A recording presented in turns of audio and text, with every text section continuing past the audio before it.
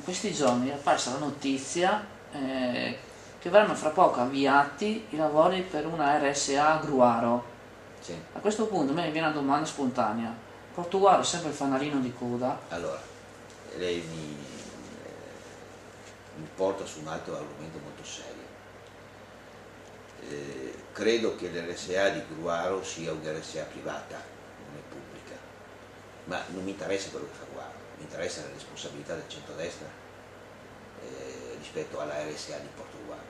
Allora, noi siamo andati in Consiglio Comunale e abbiamo approvato la convenzione per il polo ospedaliero. All'interno del polo ospedaliero è prevista la RSA. Questa delibera è stata contestata da Tabaro e dalla coalizione di centrodestra a Portugallo. Non capisco perché è stata contestata, vista che è stata firmata con la Regione Veneto, non con ente privato. È stata Posso? Sì. Mi pare che quello che viene contestato non è tanto la realizzazione di una RSA, ma dove viene realizzata, perché loro vorrebbero in sostanza magari recuperare l'ospedale vecchio, farla lì la RSA, e non invece vicino all'ospedale. Allora questi si devono parlare con la Regione Veneto, perché la scelta dell'RSA non l'ha fatta l'amministrazione comunale di Portogallo, l'ha fatta il direttore generale Stocco in collaborazione con i suoi funzionari, che ha individuato un'area ben specifica. Che è vicino all'ospedale. Che è vicino all'ospedale nuovo.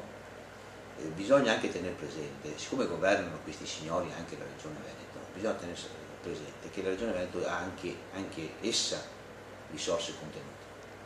E una delle condizioni che ci ha posto è quella di verificare la modifica della destinazione d'uso delle aree che dismettono, vedi quella di via Foscolo, ex Inam, vedi l'ospedale vecchio, che devono cambiare destinazione d'uso, perché altrimenti se non recuperano risorse per poter realizzare l'RSA e risistemare, ricollocare in termini organizzativi il polo ospedaliero, non riescono a farlo perché non hanno risorse. Quindi quella convenzione nasce per volontà della regione e del direttore generale, condivisa dall'amministrazione comunale. L'RSA dove è stata prevista un'esigenza funzionale e organizzativa non anche dell'ospedale e quindi della regione Veneto e quindi dell'ULS, non del comune di Portogruaro. Si è trovata quella localizzazione perché sembrava la migliore in termini assoluti, in termini di organizzazione. Sull'ospedale vecchio, voglio dire,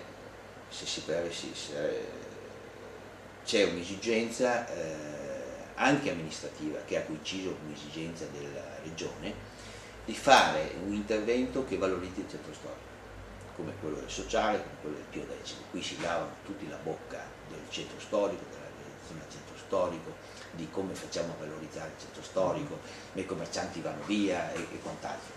Hanno contestato il